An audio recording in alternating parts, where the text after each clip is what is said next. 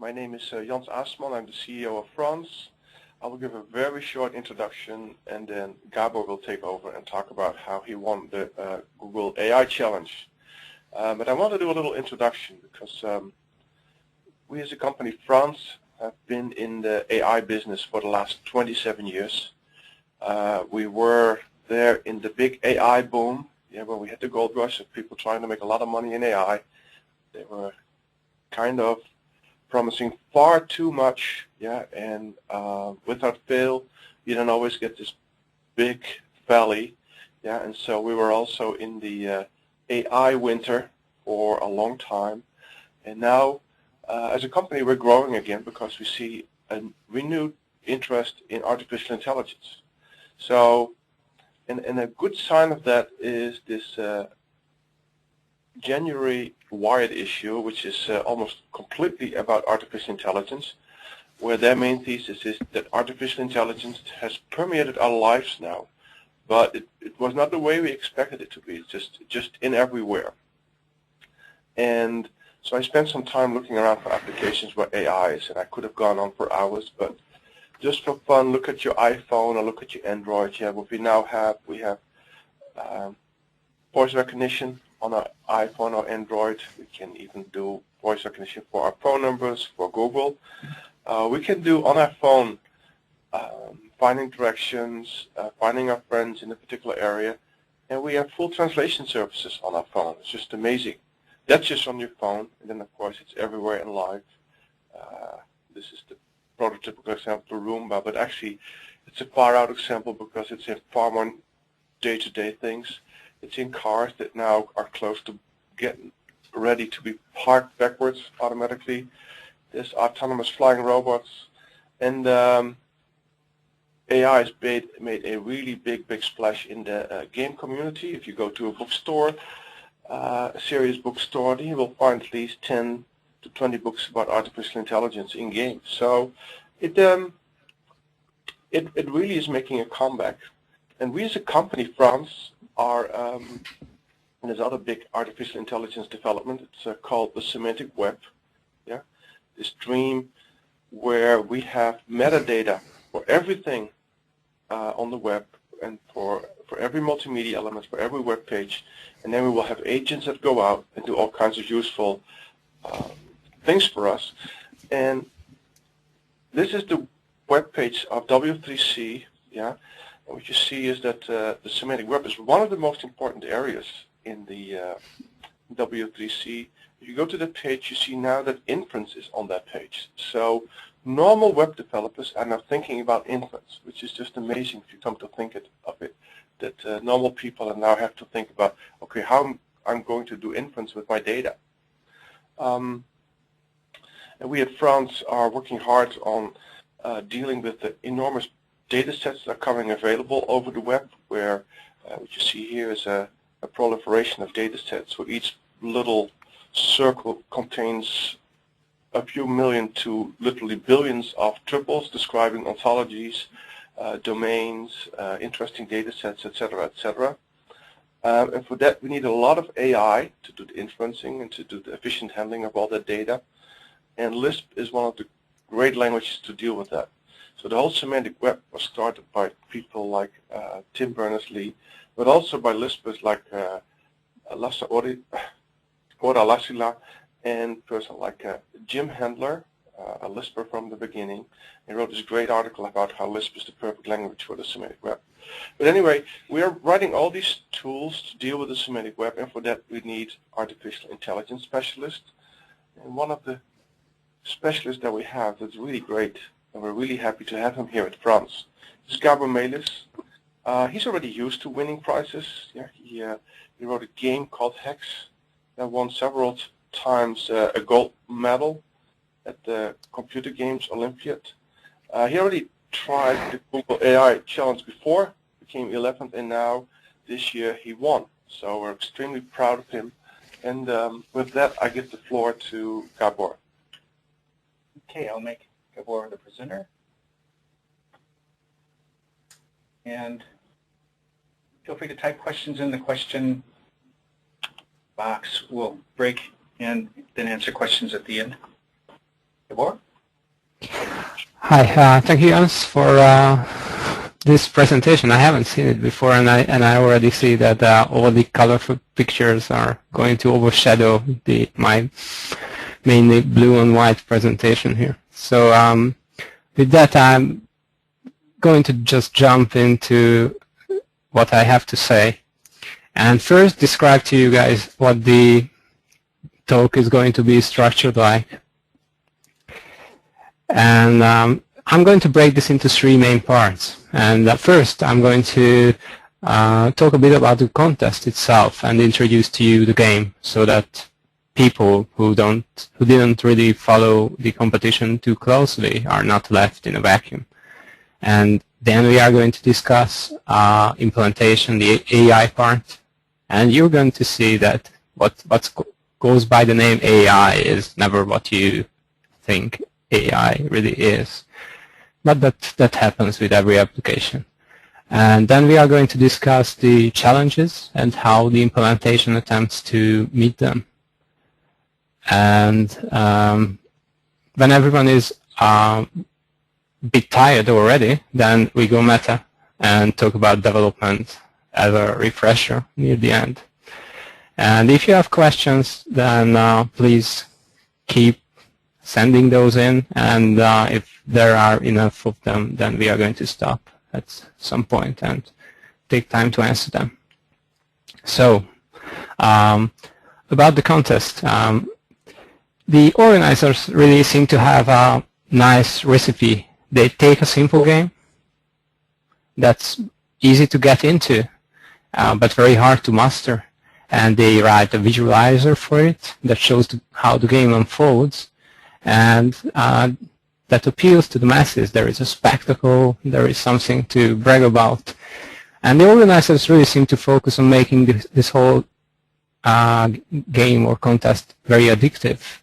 And yeah, I must admit that it worked all right on me. I got addicted for a couple of months.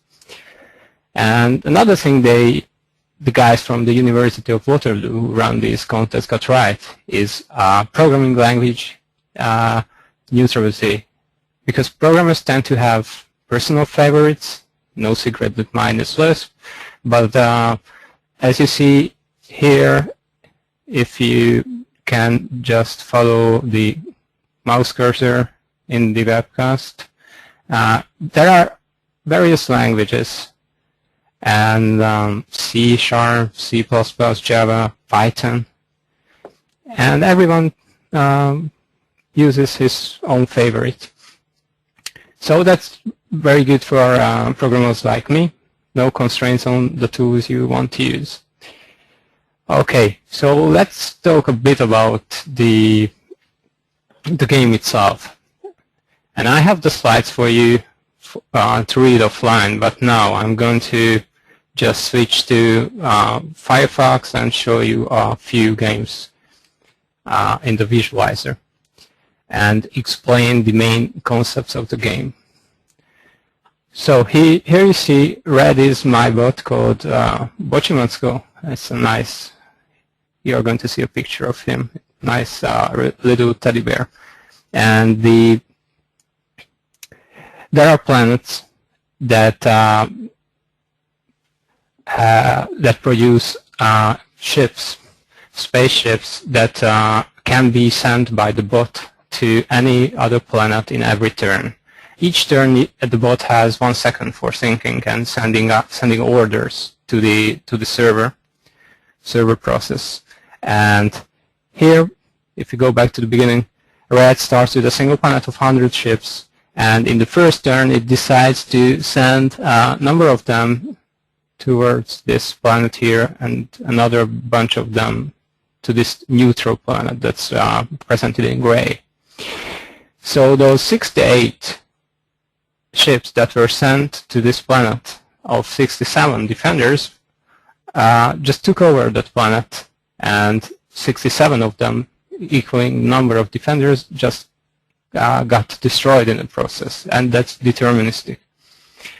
And you see, it's pretty symmetric so far because this is a quality opponent, and the opening is really easy so far.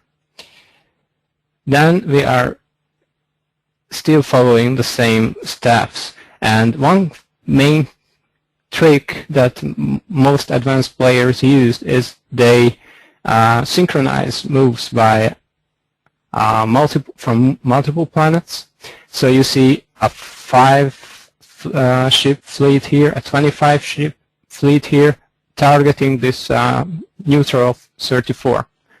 So the ships in the air here are not enough to take this. But as the game progresses, this planet also sends a fleet that's going to arrive just in time together with the other fleets to take that planet. And here is another bunch that's also consists of 3 fleets that are going to take this planet. So if I just let the game unfold, you will see typical progression. I stop it here. This number here is how many ships I have. This number here is how many the opponent has. And the second number is the gross. All the planets I have produce 24 ships per turn, and the opponent's planets produce 27. So it's hard to tell who's better at this point, because the opponent has a higher gross, but I have more ships already. So I'm going to just shut up for a while and let you watch how red just demolishes blue. So the whole point of this was to show off multi-planet moves and show you how a typical game flows. And it ends when blue loses all its planets, which is on the next turn. That's not shown in the visualizer. So another concept is the so-called stealing or sniping. Here you have a game where nothing happens for 68 turns. I'm going to find this. And by that time, both players have huge number of ships, and they don't move because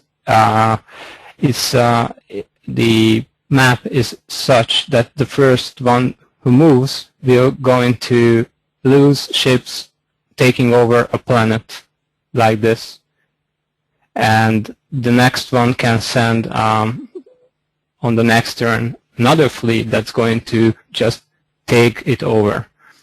And the first one who gets there will pay the price, losing ships to the defender, and the second one will benefit by taking the planet and the gross. But here, nothing happened for 68 turns. Then my bot probably just timed out thinking, and it finally decided to attack this planet here. On the next turn, blue decided that it's going to attack basically every planet with a reasonable growth. So it sends out a lot of fleets. And on the next turn, red sends fleets that are going to arrive one turn later. And if we just watch this, we see that all the planets blue attacked are going to be lost pretty soon to the follow-ups of red. So this is the main concept here, sniping. And this is the third game, and that shows a different aspect of the game called redistribution. You don't have the opportunity to really think too deep into the future this is something that we are going to discuss. But you want to have your ships in a position that gives you as much freedom as possible. So here, red positioned its forces close to the enemy so that it can answer any kind of move as quickly as possible. And you can see, yes? Yeah, Jens? Some people have a problem with the refresh rate of GoToWebinar. It's probably nothing you can do about it, but I just wanted to let people know that once you're done with this whole webinar, you can always go to, Gabor will give you a link where you can replay these games yourself. Yeah, so that you don't have to, well, there's places where you can see the demos. Mm-hmm. Yeah, that's true. I should have said, yes. So you can see here the streams of ships that are being sent to the front line, and also the streams of blue ships being sent to the front line. So this is redistribution. And the last concept that I want to show you is the central planet, the importance of central planets. I'm stepping through here, and it's, we'll move back. Everyone is being very careful here, sending very few ships, to investing 15 in this big planet here, producing 5 ships per turn. And blue suddenly decides to send most of its ships to take over this one. And that allows red to attack the middle, this bunch of planets, because blue just cannot snipe it from him by sending more forces, because he has just sent all he had to these planets. So blue basically, by investing in this planet, has given up the middle, and that allows red to take it over and win the game by this stage already. So that's going to be discussed later why the central planets are so important. So let's go back to the presentation and skip through the slides that describe what I showed you in the visualizer. Now, we are going to get into implementation. Position evaluation is the heart of the bot, and that's the first thing we are going to talk about. Then we are going to talk about how to select moves, because if you just you can imagine how many possible moves there are in such a game. And if we have time, we also talk about how to test playing strength. Okay, so this slide here shows snippet of code of Lisp that you are not really supposed to read it, and it's typeset in a way to effectively prevent it. It's only for the non-Lispers to see that Lisp has classes, so it's not as strange a beast as you can imagine by reading some obsolete text. So the program uses something called future as the basic currency that's thrown about in the program, and that's just a representation of the progression of ownership and ship count of a single planet over time. So it's basically owner vector and ship count vector over time. And the first thing that I considered when trying to come up with a good evaluation function is that this game is almost linear, in the sense that the number of ships, or the difference in the number of ships between the two players, is almost a linear function of time. And the only place where the linearity is not true anymore is at the change points that are when planets change owners. or there is a battle between the opponents. And non-linearity is hard to live with, hard to calculate with, but maybe we can get away with an approach that concentrates on the linear part and it makes a few assumptions. So basically what I did was to say, okay, there are going to be no change points, meaning that no planet is going to change hands, and that basically means that take the current ownership of planets and compute the futures that I mentioned on the previous slide, so the future states of planets, and just sum up the growth, how much growth one player captures and how much the other player captures. And the difference is a nice way to describe the fitness or the score of a certain position. So this is the baseline, and it's not something that's really going to give you very strong play. Consider a game, for example. The main problem of this evaluation is that it's totally oblivious to potential. It calculates only with the ships that are already in space. It does not take into account future moves, and that is a serious drawback. It forces the bot to really make moves too early and commit to a certain strategy without any pressing need, just because the evaluation function sucks. So enter the full attack evaluation, and this is one of the two main ideas behind the bot. Consider a game when at some turn by which all neutral planets are enslaved or taken by the two players. If any of the players has a growth advantage, then he's likely to go on to win the game.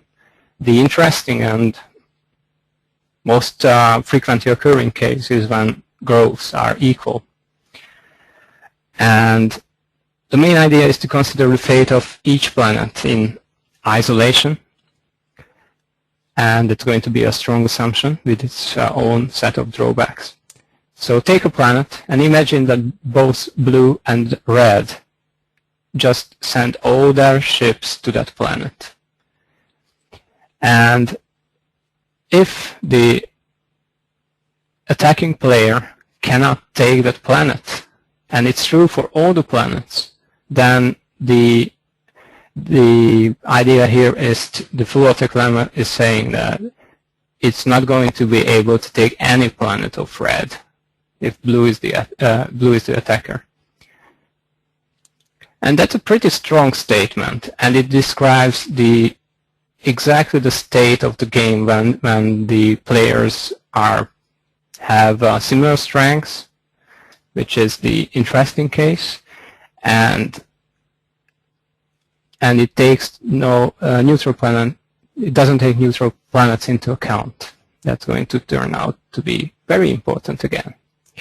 So all players stream all the ships to the planet, and that's the full attack future. And if you imagine all these futures and just score them as before by counting the growths, a difference of growths captured by the players, then this is going to be the full attack evaluation.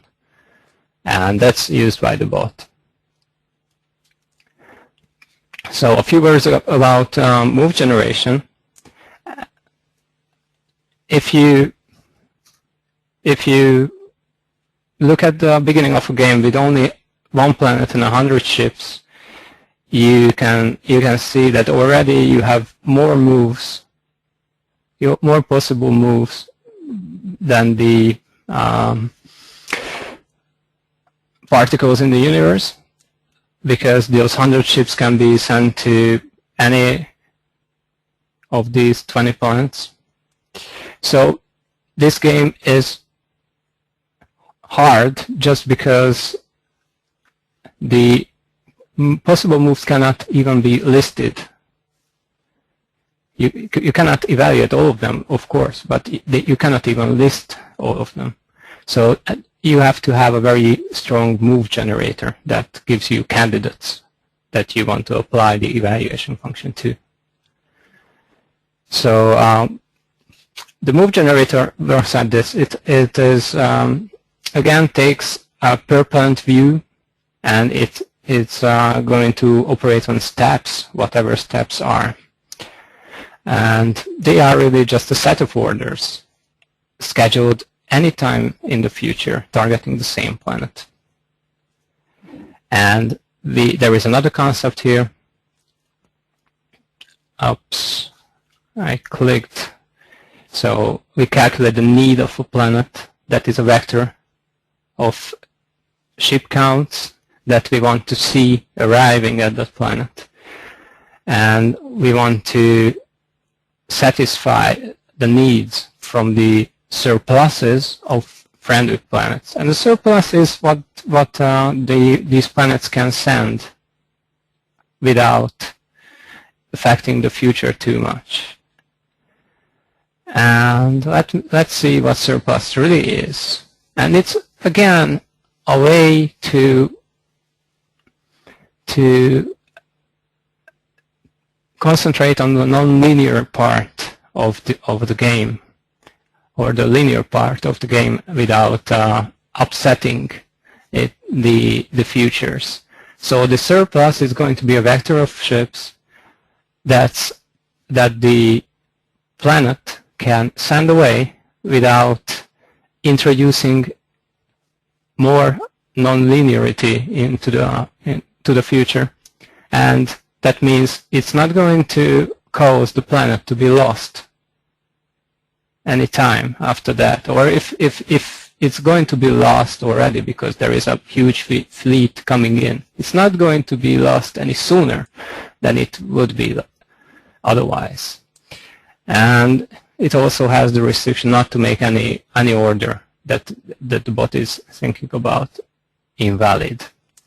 So that's a high-level view of surplus, and from the surpluses you satisfy the needs of planets, and you get the steps, one step for each planet. And from a set of steps, you try to build a big order that consists of many steps. And that's easy. You just have to consider validity, because not all steps can be combined if they use the same set of ships.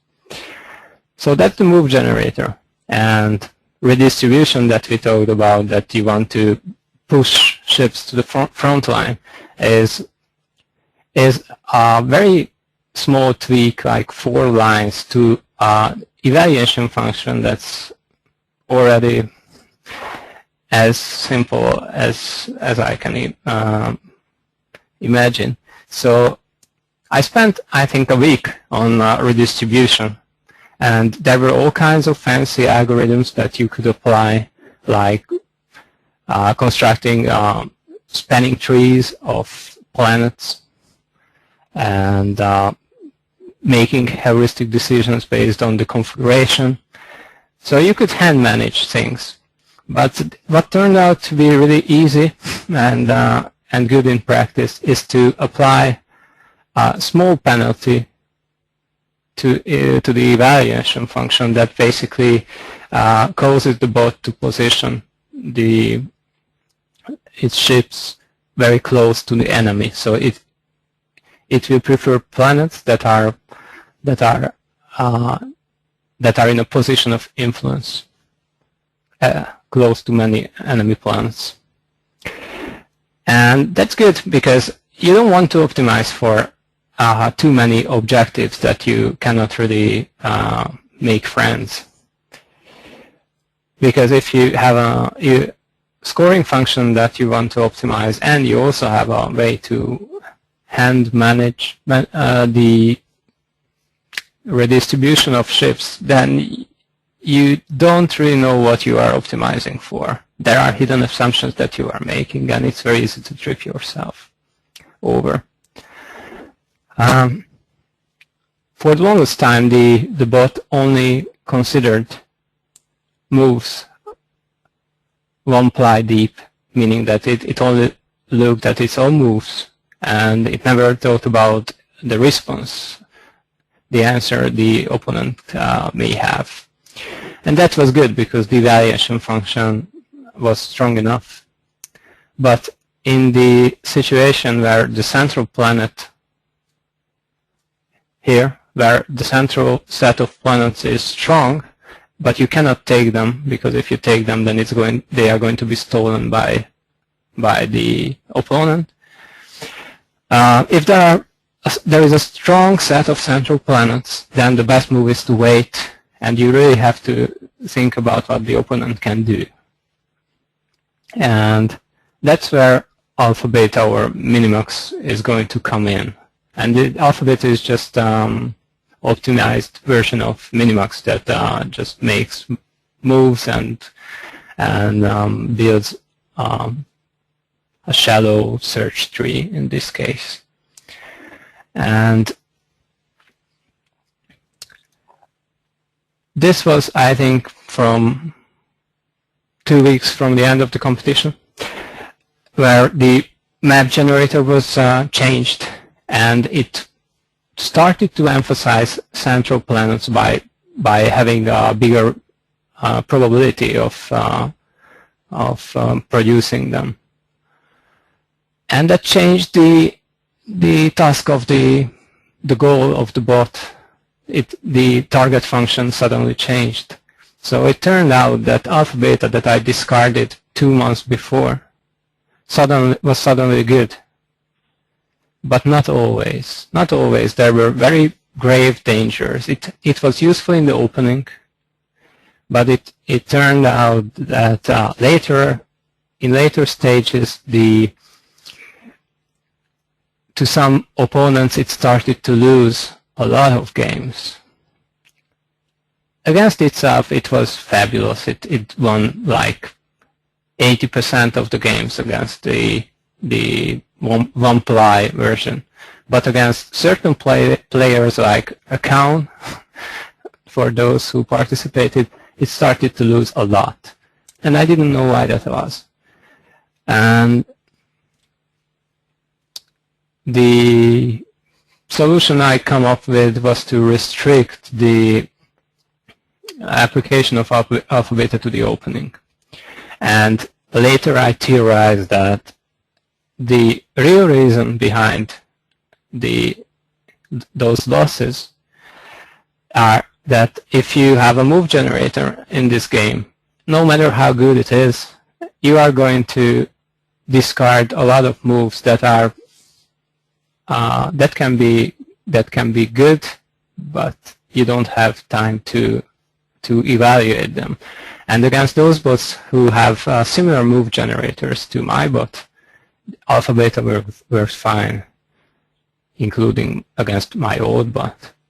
And against those players who had sufficiently different move generators, it just kept thinking about possible futures that weren't even in the cards.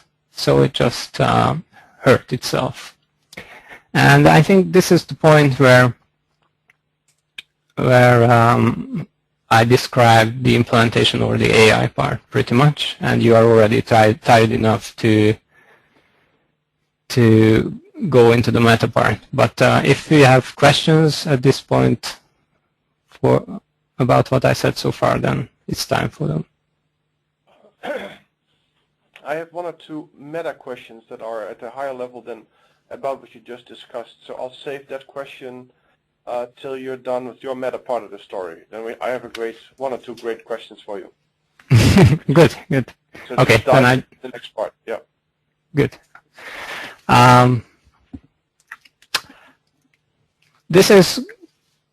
This meta part is going to sum up my personal experience, what I consider most valuable from the contest, and please bear with me on the first few slides. I'm going to get into it later. So what is search? If you open a textbook of AI, it's going to be presented maybe as a walk in solution space. You have states, you evaluate a certain state, and you want to optimize a certain function. So you evaluate the current state and take a direction that your heuristics guide you to, and you basically perform a walk. And if you think about what the bot does and how this Plant Wars game is, there are practically an infinite number of moves, infinite number of actions to take, and we saw the need for a very good move generator. And that's true for the programmer who sits in front of the computer, because what the programmer does is search the solution space that is the space of programs to write. And the move generator tells me, the programmer, what kind of next step to take, what is wrong with the current version, and what needs to be fixed or improved. And if I want to operate efficiently, I want to evaluate ideas or moves in search terminology pretty fast. So, development as search. You have version control, and hopefully, and I used Git. That's not very important. Any kind of version control system would have done just fine. I view version control in this setting as your cache for evaluated states. And this is also very similar to what the bot does when it performs minimax and backtracks and makes another move. I backtracked a lot to ideas that I discarded but kept in version control a long time ago. One such was alpha beta that turned out to be very important. Unit testing is, in this setting, is a way to reduce the uncertainty of your evaluation function. My evaluation function of the bot is just how good I think it is. And an important part is, of course, how much it wins.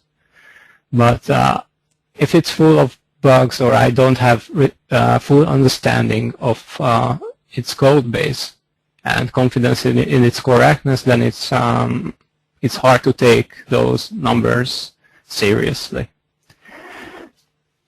So I found it extremely important to fix all bugs before moving on. At some point, I think I spent almost a week trying to find why an off by one indexing bug was making the program a whole lot stronger.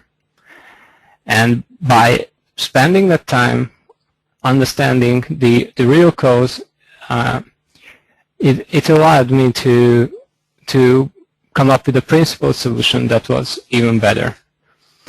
So the move generator that I used for development was based on a very inefficient evaluation function. I analyzed by hand a lot of games, and when I had a good idea of what was wrong with the bot, I used a greedy heuristic, and that was basically just saying that, let's fix what's the gravest problem that's keeping it from achieving greatness. And that was a very good idea for a number of reasons. One was testing, because when I did it otherwise, then I made a small change that was basically untestable until the bigger issues were fixed. Still meta, and this is getting more subjective by the minute. This is how I thought, and this slide is the essence of what I learned in this contest. I started walking the corridor up and down, and just thinking about how to approach this game, and I just made a few notes, writing down very few words, and I did it until I couldn't really keep it in my head, and I needed someone to talk into, and I didn't have anyone, so I talked to my rubber duck, as most programmers do, and my rubber duck was very helpful and spent a lot of time helping me. And when he ran out of ideas, I had to externalize my thought process even more. So I started to make notes in org mode and write normal English sentences that described concepts, algorithms, and I could, we are here at point 3, I could execute some of them in my head. That was good. But the point came when I could not. And that was the point when I thought, okay, we need to switch to code. And this is the point where you have to make a big jump, because this is just a gradual progression from abstract to concrete and low level. And the number of steps you take depends on you and your tools, but normally there is a huge gap between number 3 and number 4. And this is where Lisp came in. The jump for me from notes to code was pretty small, and it was a smooth process to begin programming, because Lisp is quite unique among programming languages in the level of abstraction it allows you to use. So I always felt I was limited by myself, by my own ability, and by my own incoherent thoughts. And I started out writing very high-level code that resembled very much the notes I made in org mode. And I just started to fill them out, make them a bit more concrete. Sometimes I didn't even run them, but the code was discarded before it ever ran. But it allowed me to think in a more formal way, and at some point it crossed over to executable code. It was pretty high level at that point too, and by looking at the code base now, you don't see much trace of that, because it just got fleshed out. But the point here is that Lisp allows me to make a gradual transition from abstract to concrete, and it's also a good language because it can be refactored quickly. And without really reading all these bullets here, the main thing about this, that this competition can be viewed as an AI contest, but it can also be viewed as a programming contest. And it was a question of speed, how quick your development is, how much your tools drag you down. And this is where I see that Lisp is just great. It allows me to iterate extremely quickly over ideas. And we are almost at the end. So these are my final advices. If you ever go to a space war, then you need a lot of time and huge reserve of energy. A good way to manage your time, especially if you have a job, and make notes, always externalize what you cannot keep in your head. And that allows you to backtrack and reconsider your ideas, re-evaluate them. You need a good set of heuristics to guide you in development. That's the wizardry part. And you also need tools that allow you to be as efficient as you can be. Okay, these are the sites at which you can find more information. Thank you. This presentation will be made available on our website. So, time for questions? Yes, time for questions. Thank you, Gabor. It was wonderful. I have a few questions. Most of them are all meta. So the first one is, and I'll just read it verbatim, is, as mentioned earlier, before winning the Google AI Challenge, you did very well in Google's previous competition. Which AI techniques were useful in both cases? And what is it about Planet Wars that allowed you to do better than before? Well, the AI techniques were somewhat similar. Both games are turn-based and simultaneous, and both had a 1 second limit per turn. And the first one turned out to be a very simple application of Minimax that was more a number crunching competition. The one who could search the game tree deeper had a big advantage.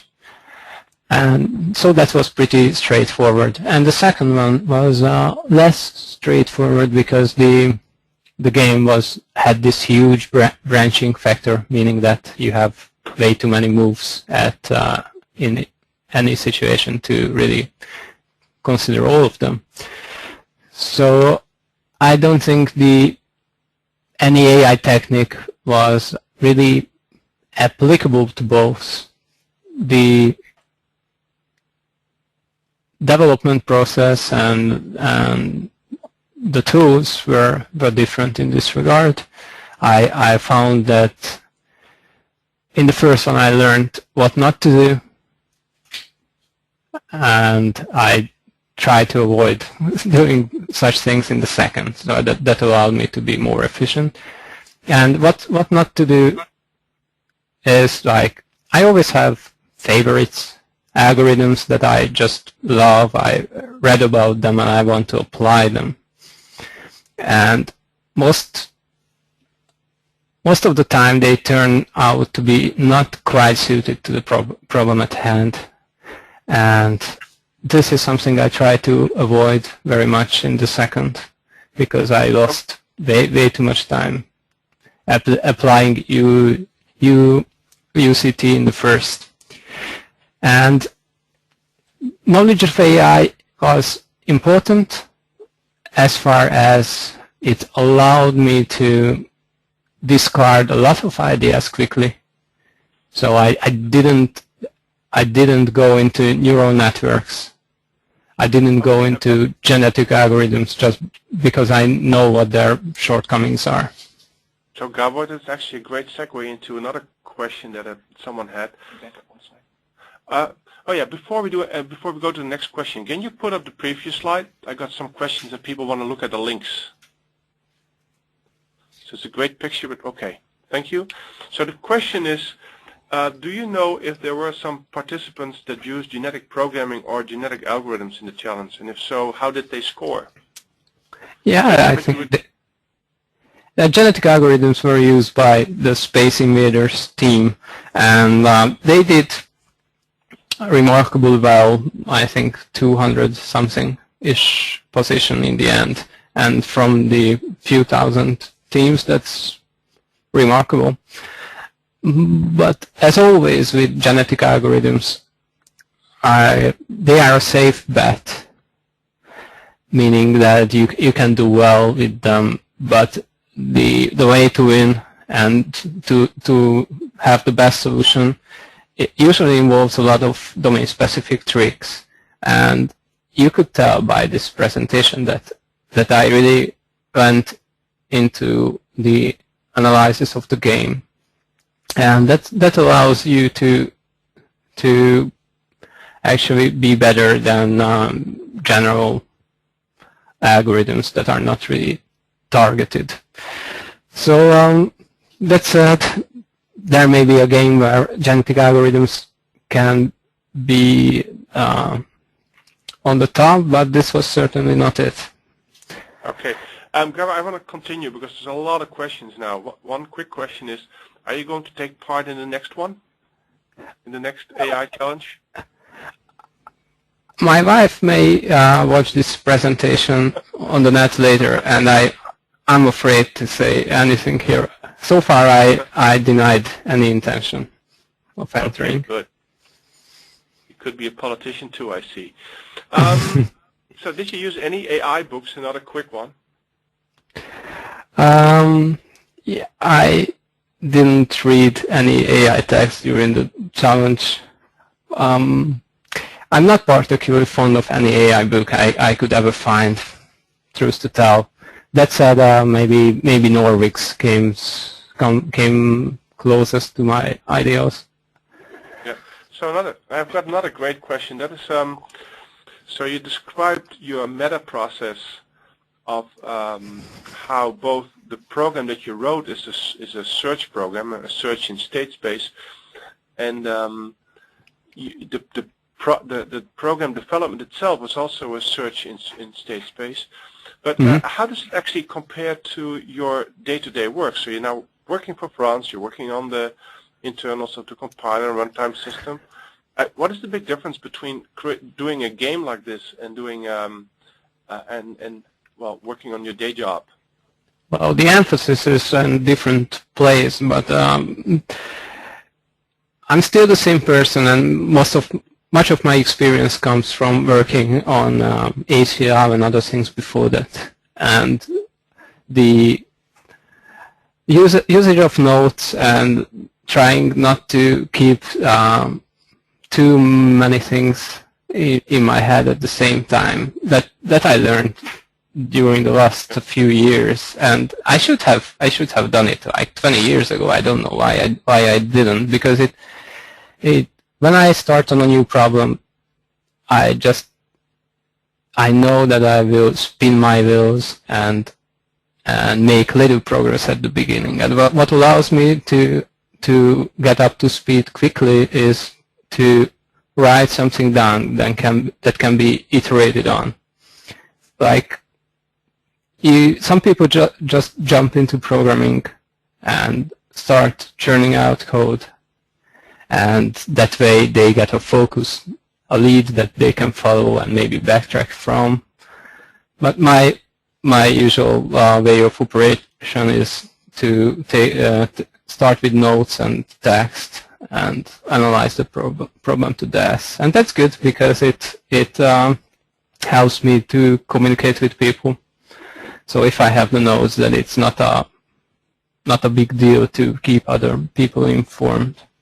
I just paste my notes and be done with it.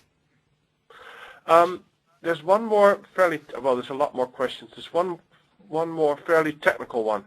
Let me read that one. It says, so the basic idea is to attack neutral planets as much as possible, as long as it cannot be taken by the opponent, given their current situation and future estimation. Do you have any strategy if your strategy cannot find any planet to attack and you are behind your opponent? I have no idea what the sentence means, but it probably means something to you. Oh, maybe. I can... At some point, I entertained the idea of making suicide mode when the bot realized that it's losing, it's behind on growth, it's behind on number of ships, and it sees no future. So it sees that the game is going to be lost. So I programmed it in a way that it started to favor more aggressive moves and value new conquests more. Because I didn't have a way of directly influencing where it goes, where it sends ships. It was all indirect via the evaluation function. So I made this little tweak to prefer new conquests to old ones, just to make the game more complicated, and maybe the opponent will make a mistake. Turned out that it wasn't useful. It might be useful if most of the opponents were at the same level approximately, but I had a pretty big lead, and it hurt more than it helped. Okay. Okay, we have one last question, and that question is, let me see. Oh man, there's far more questions coming in. My screen jumps around. Okay, so the question is, bot strength testing takes time, up to 10 minutes for 200 map tests. Did you use any additional computer servers to test on while coding? And which tests were more reliable, local tests or TCP server? I see this question is coming from a contestant. There were a couple of sites that I removed that addressed the question of testing, and in a nutshell, the tests, the results from the official server were hard to come by. Of course, 1 game per hour in the beginning, so there was no information to be had there. And on the TCP server, that was more open. You could see big differences. Like if you had a program that was 100 points better than the old one, then your test could possibly show you. But small changes were just not possible to test, and it was mostly a regression test. And I usually went and analyzed the losses, and there were very few. So I left the program running for a night, and came back and analyzed like 10 or 20 losses. So I had to apply subjective evaluation and really say, this loss is because the bot is not redistributing well. This other loss is because it's central planets. So testing was almost impossible, and the population of opponents changed over time, and their strategies changed as well. And you didn't know how it would change on the last day when people upload the latest. Okay. Gabor, it's 11 o'clock, so I want to thank you very, very much for your time. It's a wonderful, wonderful presentation. We will make this presentation available on the France website, and we'll provide a link to all the people that participated, so you can listen to this presentation again. You have Gabor's email address if you have any more questions. And with that, I want to thank all the attendees for listening. What we'll do, if you have questions and we didn't answer them, we'll answer them by email. Yeah, just keep sending in questions and we'll deal with them. So Gabor, again, thanks very, very much for this talk. Thank you, everyone, for coming. Thank you. Okay.